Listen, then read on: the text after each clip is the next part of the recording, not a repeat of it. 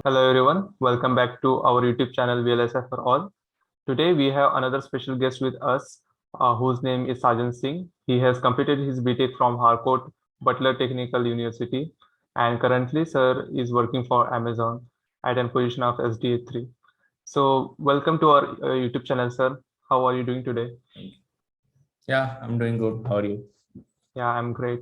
So would you like to give a brief introduction about yourself? Okay, so yeah, hi everyone. This is Sajan Singh. I'm working as a SD3 in Amazon.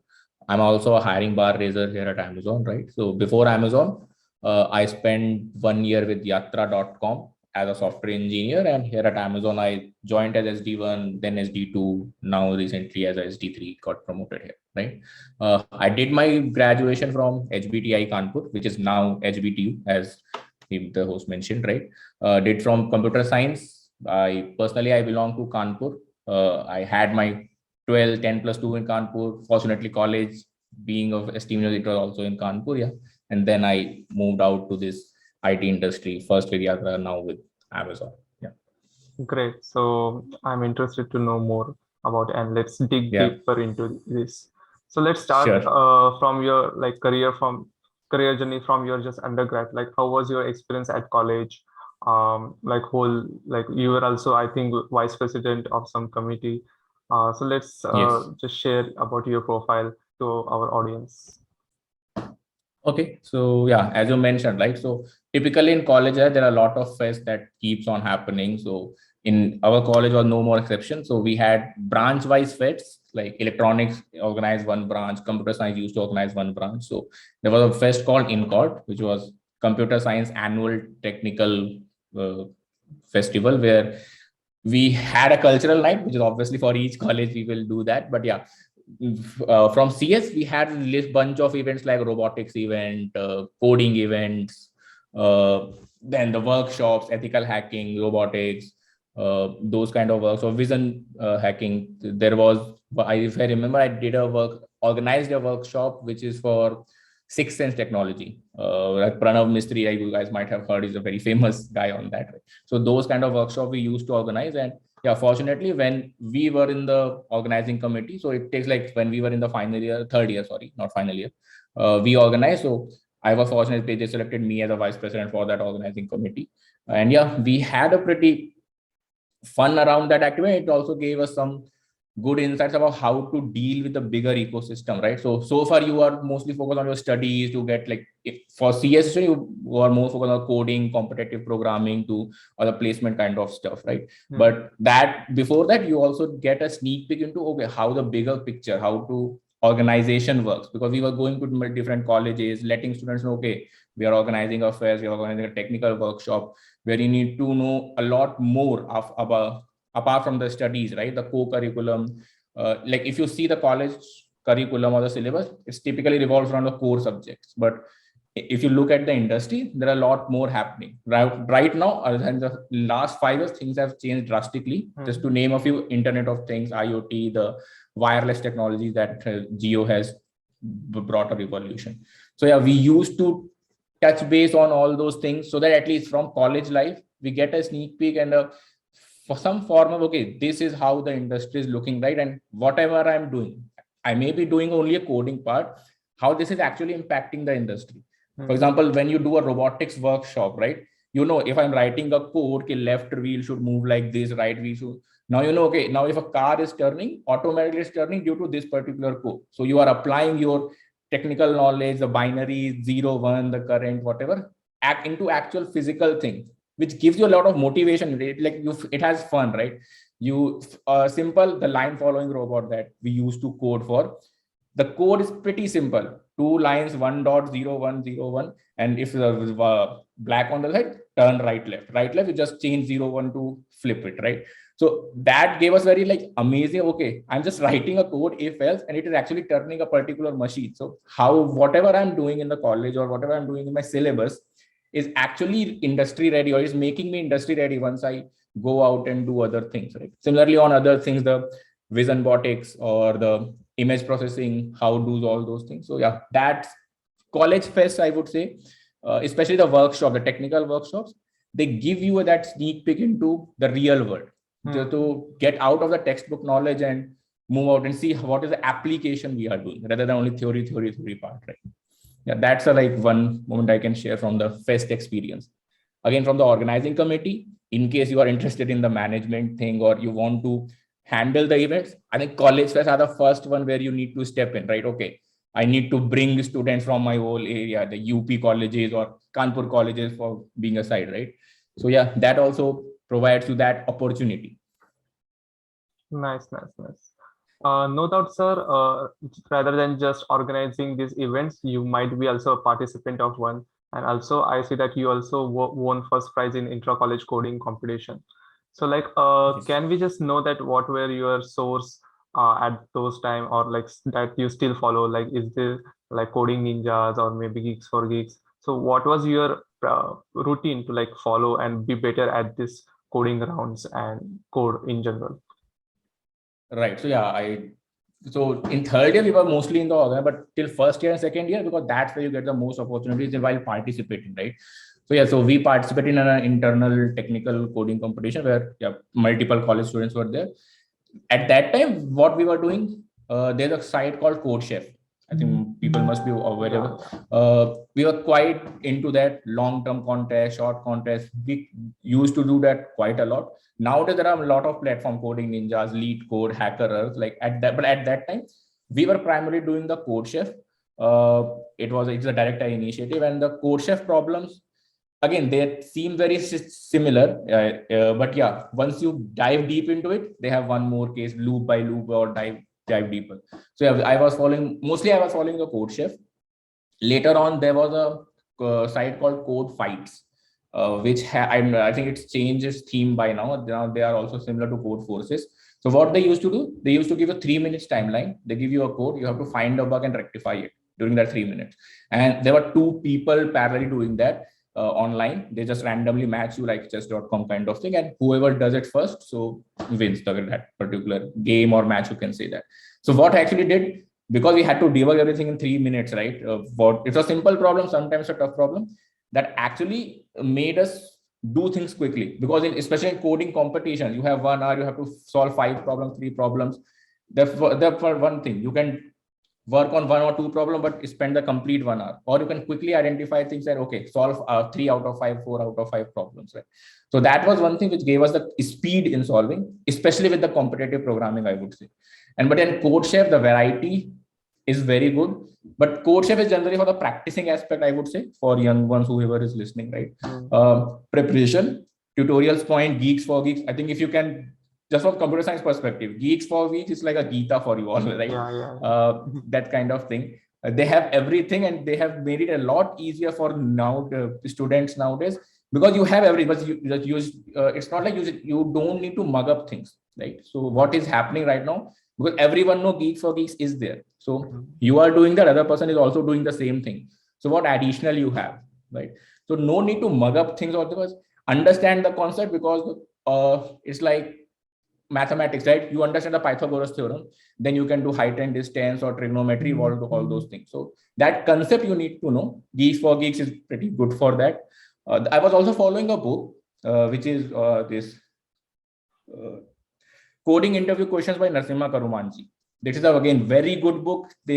And in that book, sir has elaborated things from step by step. They give you 3 solutions for the same problem: complexity A, complexity B, and then the improved version, which actually lets you think, I had done something, can I optimize it or can I make it better? So yeah, that also helped us a lot, especially during those days, because it's pretty annoying when you submit a solution, you got a time limit exceeded, right? So you need to work on the optimized things as well. So yeah, those are the few sources which I used to follow.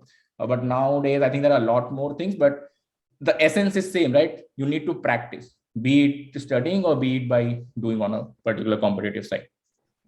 Yeah, nice. And sir, is there any particular preference for language that you preferred? I mean, C++, Java, because a lot of students nowadays are learning some concepts on Python, but when they would be joining industries, they would be demanded to work on Java. So, like, do you think, like, currently you are working on which language, and do you think this is going to like matter? So there are two aspects to it. There are two aspects of it. One, when you are working on it, let's say for preparation of interviews or during your college time. Second one, when you are actually doing the thing for your industry. So the choice of language depends a lot on the industry where you are working. For example, if you're working on hardware things or the IoT level things, robotics kind of thing, C++ people generally, because C is of the fastest to communicate with the hardware devices, right? In case you're working for a web development company, right? Then Python, JavaScript, Ruby, they all are pretty good. I personally, in my team and Amazon, because I work for a backend team which handles the returns of systems, and we do deal a lot with the API integrations, where we had interactions with our outside transportation partners, right? I cannot take the name to confidentiality, but yeah. So we had to integrate with them. So my team primarily uses Java, right? But it's not a mandate that everyone, all the teams in the world or all the companies will be using Java. I have seen friends who are working a lot on C#, which is again an object-oriented language. Python is again, it's a pretty rapidly increasing language. People are doing that. And I think as a lot of folks say, yes, this will be a language of future, because what Python has done, it's redefine the way which people code. Object oriented programming plus functional language, it gives you the benefits of both, right? And a code snippet that could have been written in 20-50 lines in C++ or Java, you can write 5 lines, and the same thing is doable in Python as well. So there are application wise, there are different requirements. So for example, I can say an intern joined my team. He was a college fresher at that time, and he had to build a project within 6 months. He chose he chose Python and build that tool internally. And then, yes, we used that tool for almost couple of years, unless that intern came back and we modified that version, right? So yeah, so language is pretty specific to the domain of whatever business your team is particularly doing, right? Now coming to the college time or the interview time, I know, yeah, the people are, okay, should I do C++, should I do C#, should I do Java? I do say only one thing: have and only know at least one language. Language is not a certification of your skill. If you do, you know Python or personally, I only know Java. I did C++ during my college and the previous company, and I did some C# on my own. So I don't know Python at all at this moment, but still I'm doing pretty fine in the industry, right? So know at least one object-oriented language, object-oriented programming, so this C#, C++, Java.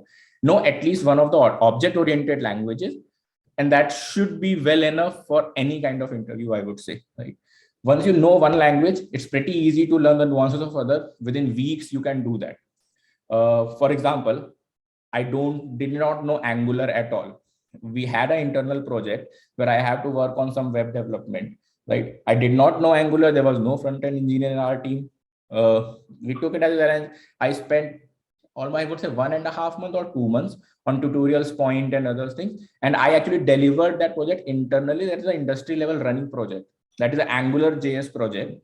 I did that within 2 months. I learned the language and I did that. And then, yes, it's an iterative one. You submit a first draft, and it was a year-long project. But yeah, so because we know Java, we know the basic programming concepts, it's pretty easy to translate that to other systems, right? So that's the thing. Language is not a barrier. I always say to whoever asks me, language, what is language? You just need some words to translate you, right? So language was a software programmer coding is like poetry versus knowing English. If you can do poetry, you can do it in Arabic, you can do it in Hindi. English is just a language in which you are doing that. Similarly, C++, Java, they're just the language. What matters is your problem solving skills, your algorithms, the basics, fundamentals of programming a computer that you know. You can do it via C++, via Java, via Python. The end result would be same, right? So that's the thing. But yeah, if you want a one-liner suggestion, know at least one object-oriented programming. That generally helps a lot. Python can be one of them. And the reality is, if I'm from the sake of interviewer, right? People generally look for modular code or a well-defined method because they are also doing the same thing internally. So that's the C and C++, Java have a little edge, I would say, because you can write methods. With Python, you do the same thing in 3 lines, right? That gives another level of efficiency, but you don't know whether that interviewer may or may not be able to understand that. Usually people do, but yeah, so that's why I said C++ and Java, they have a little edge because of their vast majority of people knowing that. Python is relatively new, but yeah, it is also pretty much accepted across the industry. Right. Great advice. Okay, so sir, let's talk about your internship at Yatra Online Private Limited. So, like, how did you grab this opportunity? And can you just It was it was not internship at Yatra. It was a full-time campus hire. Okay, Right? fine. Yeah. So my internship was at Ministry of Defense. It's a ordnance parachute factory, right? So what used to do, we simply applied for that. So they just release a government notice. So it's a government, like Ministry of Defense is the government. People generally don't. You need some additional links internally to just apply, or you need to know, okay, they have opened internship, right? So before that, I was doing this internshala 2019.com, all those things. I used to apply. Did not get any much response from that. But yeah, from when I applied through it, a source. So yeah, I got selected. Then it was a 2 months internship. What I joined, I went to the HR department. They said, okay, relax. So I thought, okay, it's a government company. People say, okay, sarkari job kind of thing, right? So I had a same feeling. So for the first few days, I said, okay, just an internship, I'll get a certificate, just submit in my college. But then what happened? Their HR department, they were building a recruitment website for the next set of new joining. They had new posts. They were building it that. And what their IT development guy, I'm not sure whether he was on leave or he left. I don't know. So that website was partially developed. I'm not sure partially, it was only the skeleton was there. Actual code, all that thing was not there. And it was partially written in PHP at that time. So they got to know, okay, an intern has joined who is doing a computer science, BTech in computer science. So they called me, okay, Sajan, can you help us in building this website? I said, okay, I'm doing an internship. So during that time, I spent almost 3 to 4 weeks. So that was on PHP. I never worked on PHP by that time. So again, I explored these 20 Geeks for Geeks, tutorials point. Tutorials point I used to follow a lot.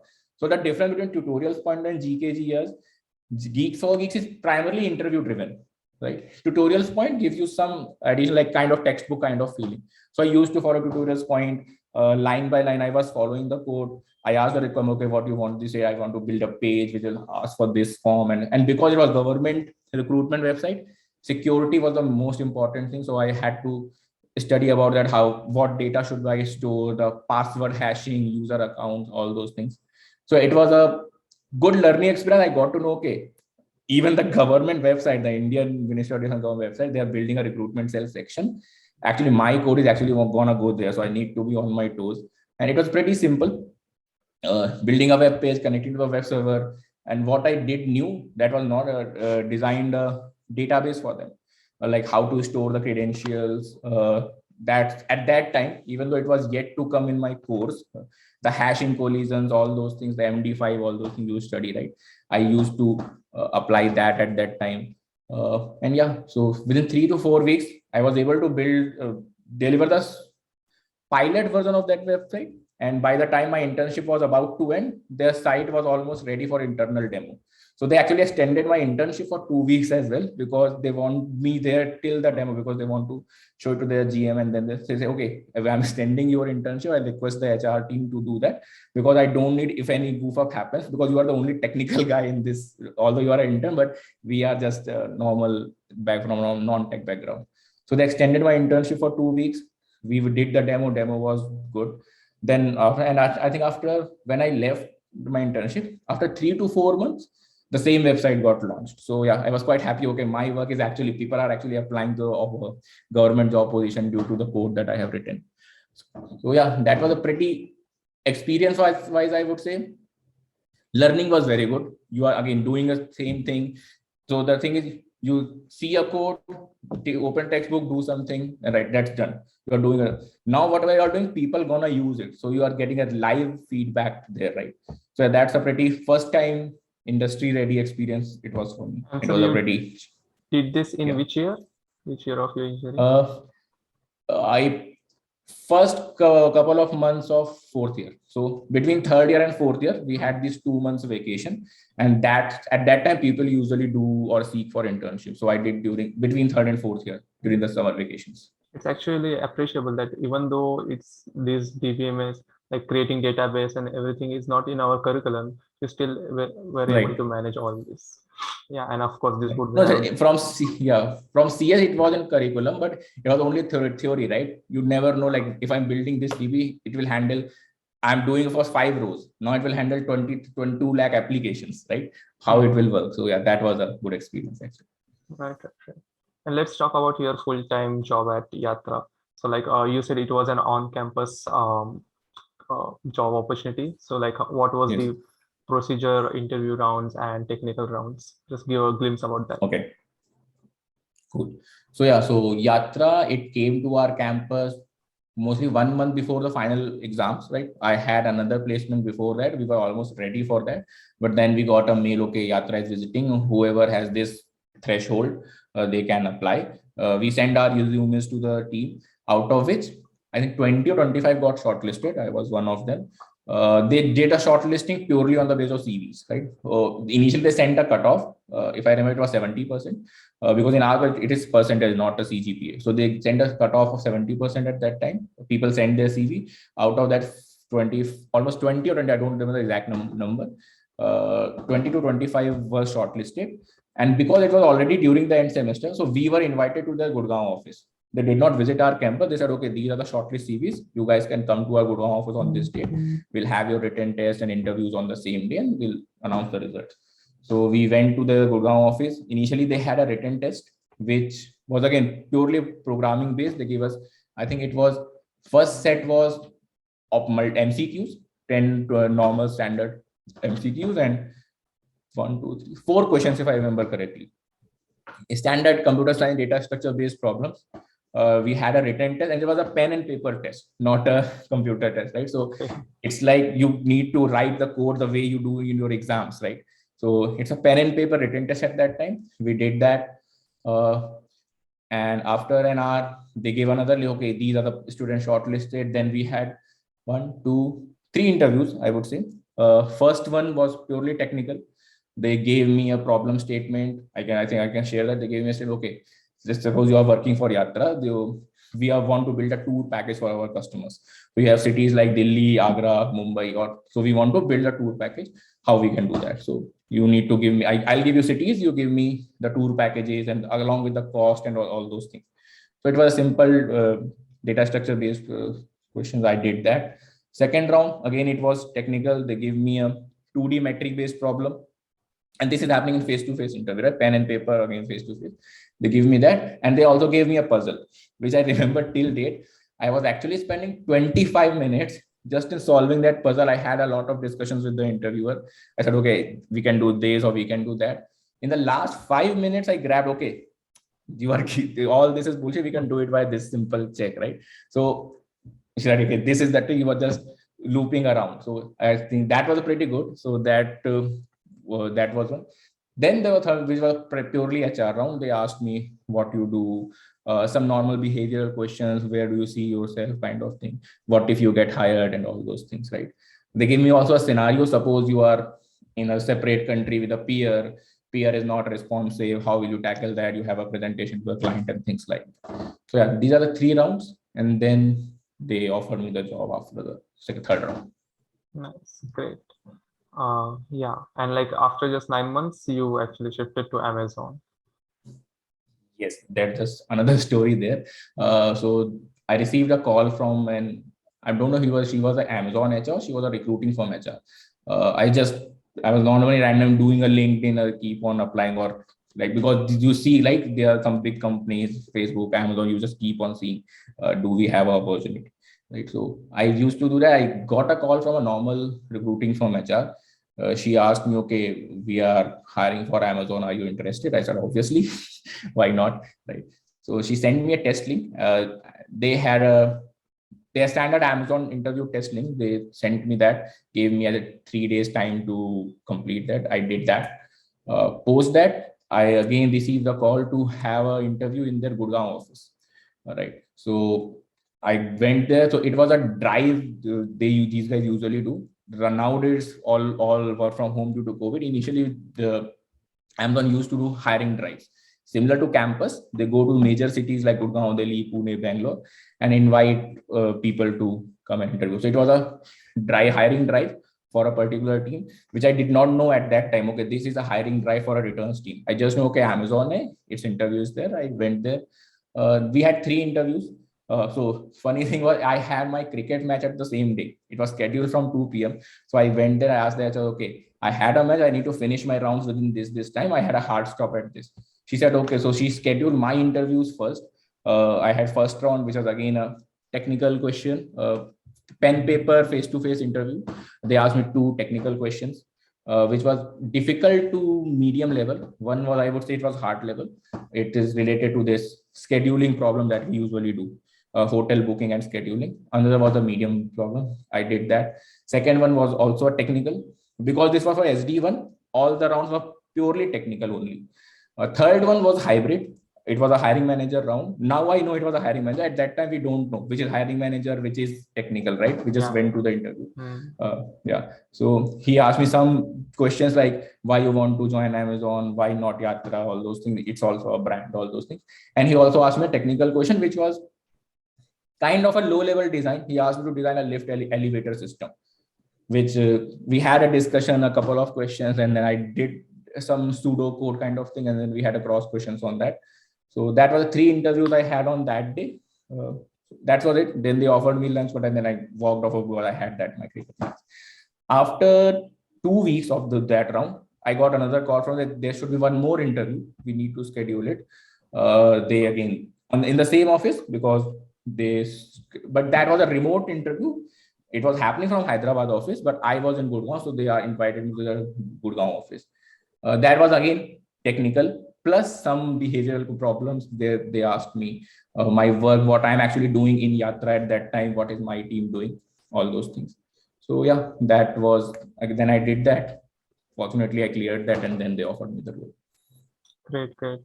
Before moving upon your experience in Amazon, I would like to ask you, like, what are the typical questions or concepts fresher should be used to, like, being asked? Like, is it like OOPS concept that is being asked, like OS or DBMS questions that one should be well prepared before going for to a computer?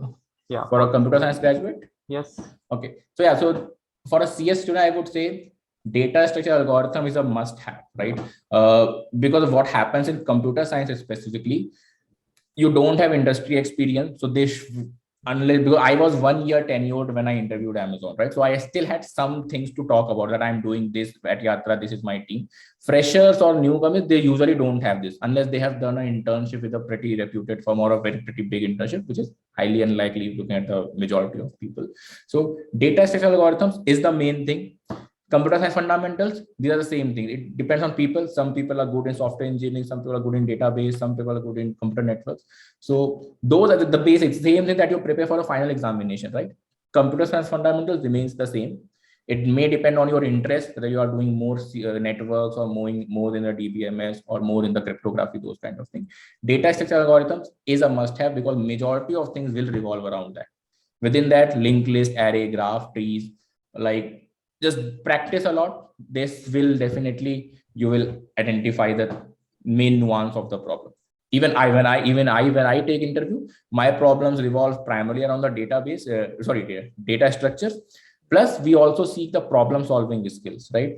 Okay, if I am putting let's say candidate has solved a problem. What if I tweak the problem a little? So is it a mugged up solution, or candidate actually understands the things, or he is able to adapt with the new requirements? Because that's the same thing happen in industry, right? You do something, the business POC will say, okay, this is done, but now we need to do this. Like, for right. So you need to be ready for that. And the same thing, we try to take a sneak peek within the half an hour, 1 hour discussion that we usually have. But yeah, data structure algorithms is a must-have skill that people don't compromise. Second thing is the coding. You should be able to write code. It's not like, okay, I will do this. You should be able to convert whatever you're saying into actual code, because that's what you need to write when you actually enter the industry. So these are the 2 things: data structure algorithms, primarily within that, trees, graphs, linked list, array. They're simple standard paradigms that we usually follow. In today's time, much of questions are being asked on SDLC. A famous model would be a waterfall model. So Yes. So for just this specific software engineer role, do you think this one should be prepared with SDLC model too? And like, Is it being actually, like, of course, it might be used in industries, but how far is it relevant with industry if it is asked to a fresher? Okay, so I think so when it is asked for fresher, right? So Mm. usually you should be aware of what the models are, right? It's the same thing. When you start studying computer science, we are taught about first generation of computer, second generation of computer, third generation of computer, where we say about abacus and all those things. But what we are doing, they are much uh, smarter generation of the system that we usually work on, right? SDLC is kind of similar. You need to know what are the basics, how I need to work the waterfall model, as you mentioned. There's a spiral model. Right now in industry, majority of places, you will see agile model being used, Yeah. right? Agile is a hybrid of iterative plus development model, because you need to be at pace with industry, right? So as waterfall model, it says collect the requirements, analyze it, then work, then test, then develop, and repeat the same cycle. So what does it mean? Let's say if you are testing a particular feature, a new requirement came in, you cannot go back. If you just follow the waterfall model, you need to first deliver, then you need to go on the second iteration. Now again collect the requirements. So eventually it may delay the ultimate experience, right? But yes, you need to know that these are the steps I need to do. Otherwise, what you will do, let's say if I give you a task, you say, okay, now this is, I'll do, done. No, you need to first collect it. What are the nuances, edge cases, how need to do, what is the scale, where it should be used. Then yes, then you spend time in delivering it. Then because, okay, you are a developer, you worked on it, it needs to be thoroughly tested, because you are writing it on one system, it will be running on millions of laptops or mobile apps, like in case you are building an application, right? It needs to be tested for all the scenarios. So that testing is a pretty important feature. So you need to know, if I'm doing this, it will be tested, and then only then it will be launched. Again, that is also phased time. So that's a standard model. But with time, what we are doing, the agile model is a kind of hybrid where within the same, if you're doing a particular step, a new requirement came in, you don't deny them, okay, no, stop, I will, when I move to the phase two, only then I'll do it. You identify the requirement, and if it is doable, or you can tweak the plan a little, then you do it. So agile model is kind of two-way communication. You are building something, then you get a requirement. It's not like, okay, bizarre requirement will come in, because people also do understand, but like if it is iterative and it can be done, we do take into accommodation, provided we have the bandwidth available. Like one person is doing, like if whether you are at that stage where you can tweak in or not, if you can, and because ultimately who is the customer should be the one who should be experiencing it, right? If it improves the customer experience, then yes, we do that. So I would say agile model is the most common model across the industries at this time. Yeah. But yes, you should be aware of the basics. Okay, this is how the things are doing. Same thing how we used to learn the first generation, second generation of computers, like that, right? Right. And so talking about basics, what tips could you give for someone who is looking for like off-campus jobs, or maybe if he or she is not from like CS background. So do you think this is Mhm. going to be a barrier for them? So IT industry is pretty peculiar industry in these terms, that in case you know certain set of skills, as I mentioned, computer science, coding, if you can code, you know data structures, the branch is not a barrier. Even if in my current team where I'm working, people are from, yes, some are from computer science backgrounds, some are from electrical engineering, some are from civil engineering as well, which who are working as a software engineer within Amazon team, right? So branch is not a barrier, right? You need to know the basics, the data structure algorithms. So that's where the IT industry is pretty open. If you can code, if you know the basics, data structures, and your problem solving skills are there, you should be able to get a job or crack the interview, right? Yes. So it's in other words, I will say it's like a mathematics, right? In mathematics, what you do, you study the theory, but that does not make you a good mathematician, right? You need to have those analytical skills, or you need to apply those skills. The same thing happens with software engineering as well. You study those things, arrays, linked list, graph, some computer science fundamentals, but you need to have that problem solving skill. And if you have that problem solving skill, irrespective of the background, you should be able to succeed in that particular role. And the same thing, I think majority of companies, big and firms, they do understand this. That's why usually you see CS companies, they don't put much barrier on the branches, unlike the other industries, because there you need to have some domain knowledge. But CS is pretty open for that. And even especially nowadays, because there are a lot of open source platforms available, I think 80 or 90% of them are only towards computer science and programming, the coding ninjas, all those things, right? So yeah, so CS industry is pretty open for that. You just need to know data structures, you need to know have the problem solving skills, and people will welcome you. Right. So let's talk about Amazon. Okay, until Okay. now we have knew that okay, this is something that we should follow to crack into a company. But is there? Do you think is there any short? Of course, not shortcut, but maybe something that will help someone fresher in the company, like at SD, suppose SD1 position. So One. how to climb this hierarchy faster, and like, is there any tip that would actually save their time, or like is it all upon the experiences that you will be assigned to a higher position? No. Okay, so you're talking, ask me internally, right? Like how Yeah, to yeah, SD1 to internally, 2 right. or okay. No, so there's no specific timelines.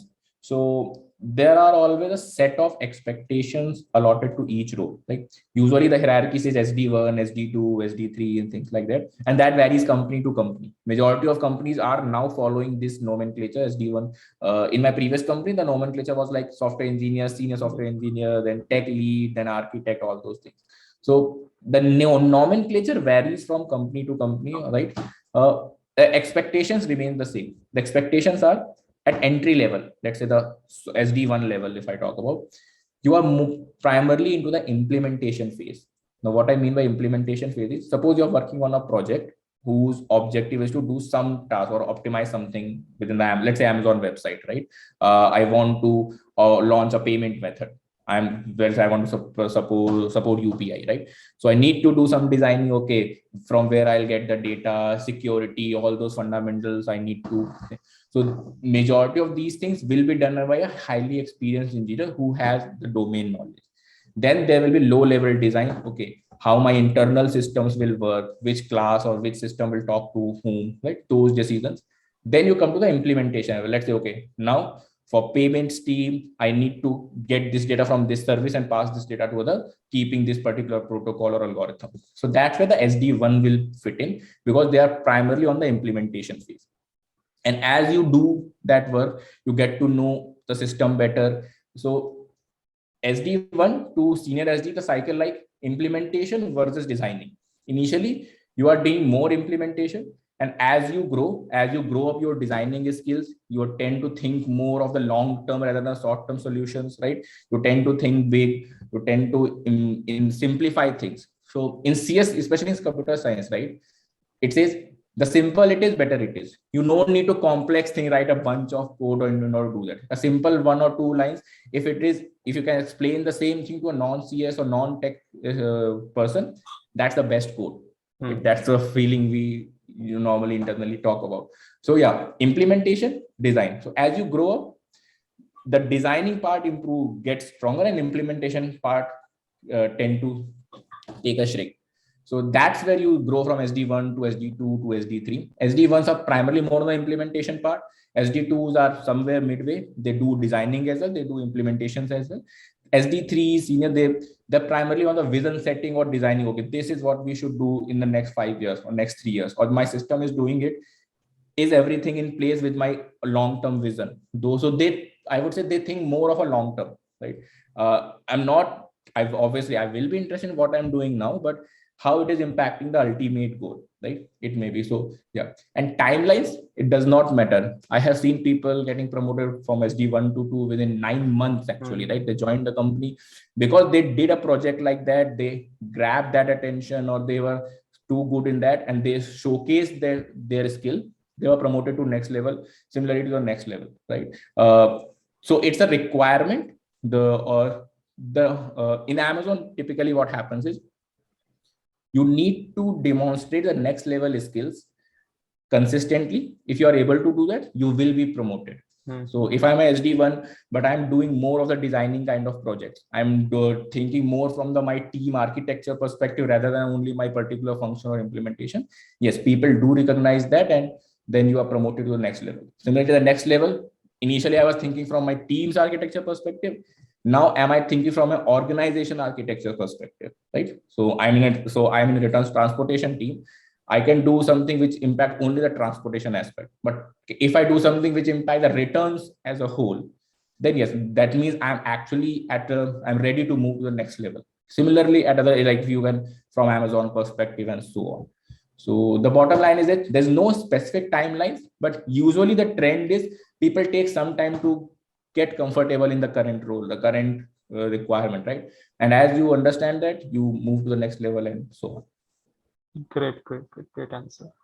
And sir, like you work for like Yatra, maybe not for a long time, for 9 months, and then you have also like position in great position right now at Amazon. So can you just differentiate like between both? Maybe not both, but is there any perk of working for and higher MNCs, product-based companies, and are there also any hidden disadvantage that you feel, if there are any?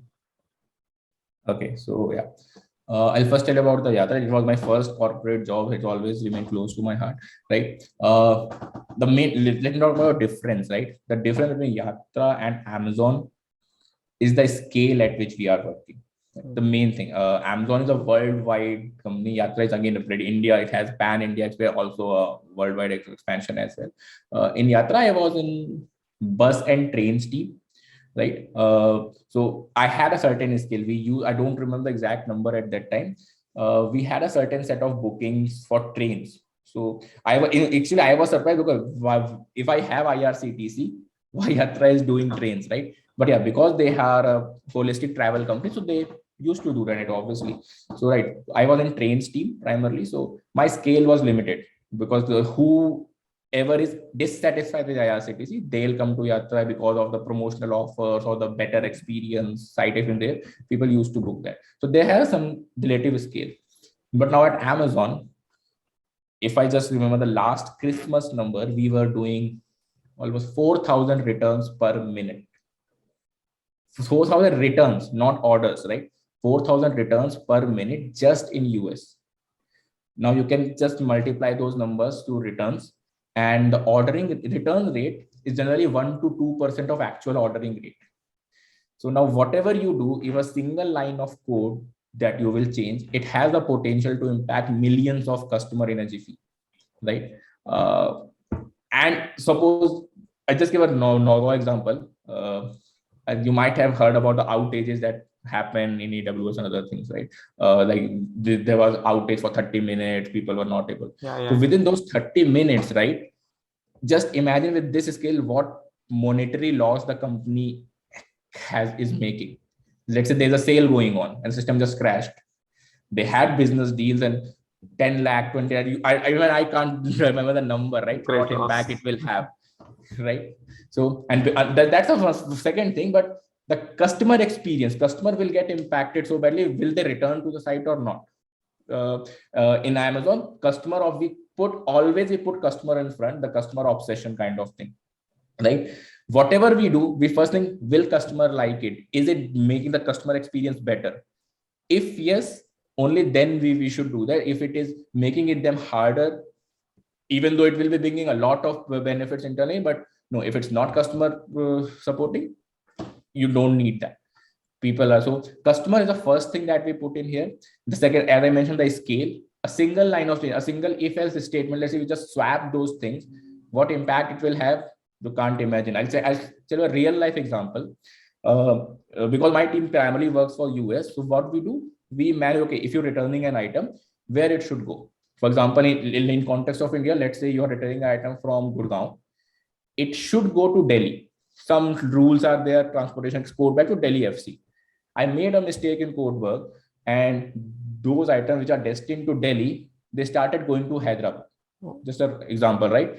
Now assume the cost of taking item from Gurgaon to Delhi, now versus cost of taking from Gurgaon to Hyderabad. This is one wrong code, let's say, if else condition. and I'm making the number of return. I'm making 10 lakh returns per day. If it is 1 rupee per transfer, I'm making 10 lakh rupees loss per day, unless that is caught. This is just a very raw example. Actual scale or the actual cost may vary. So, and that's a simple tweak change. So that is a level of impact you can do. And not talking the negative terms, let's say you save the cost. You initially you identify, okay, instead of sending it to this FC, I can also send it to this because it will save my cost and processing speed will get better. You can have potentially save that much monetary amount as well, right? So that's another thing, the scale. And the second, the most thing which I liked about Amazon, like the ample of opportunities, ample of space you have here. I work for returns, so but I also have a sneak peek into how the transportation world is doing, how the return policy world is doing, how Alexa team is doing, because we have pretty open culture internally. People do organize workshop, the internal broadcast channels, all those things. You can learn anything. People are very approachable. I can just open a broadcast video, look at the Alexa, what they are doing, how is their architecture looking. So that's a pretty open community and open channel internally. So that's another thing which I love. Even though your team may be doing something, but you have the ample of opportunities there.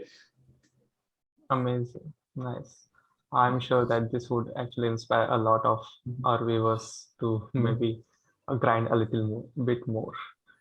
Yeah, so sir, we would be heading towards the end of this particular episode. But before that, is there any general advice or maybe advice specifically related to this career that you would like to share with our viewers? Okay. Like for freshers, right? I would say, well, I have seen a lot. I personally take a lot of interviews and all those things. One advice I would give to freshers, especially freshers, is don't hesitate in asking questions, right? Keep on exploring. There's a lot of opportunities available. Even the interviewer who is sitting on the other bench, right? He or she also don't know a lot about many things, right? So don't take it like, okay, if I'm doing this, I'll do this wrong, this will impact or this will do something worse or this bring me a negative feedback, right? Be extrovert, right? I personally did not do at my time, but I have realized it during this 5 last years. Be extrovert. uh, Ask questions, ask anything. No question is stupid. During a discussion, during an interview, think loud. Whatever is it, even if you think it's just rubbish, just ask it. It may be a valuable input that you may be providing to the other person, or in case of interview you might be in a correct direction, but just being introvert or you, okay, no, this is wrong, discarding, I should not ask this. uh, Stop that immediately. Ask relevant questions. Second thing, practice. Like, this is a no brainer. You if you're applying for some computer science related job, you need to know the fundamental. Like, if you want to learn English, you need to know the ABC first, only then you can write poetry, right? Similar thing, you need to know the basics. There are a lot of channels available, sites, as we talked initially, right? Have those fundamentals, practice, because computer science, it won't, you're mugging up or memorizing things won't help. Definitely it won't help, even though like you can crack the interview and you are get selected. Internally it won't help, because you actually need to work on the real life problems, work on the problem solving skills and solve more problems. It's I have personally seen people who look at a while practicing, they look, okay, ये तो ऐसे हो जाएगा, this will be done like this, and then they just skip it. No, this is will be done like this. Now, so write the code, because during a discussion, during an interview, when you present, they will, okay, now write the code for this. And unless you have practiced, you are bound to make some mistakes there, right?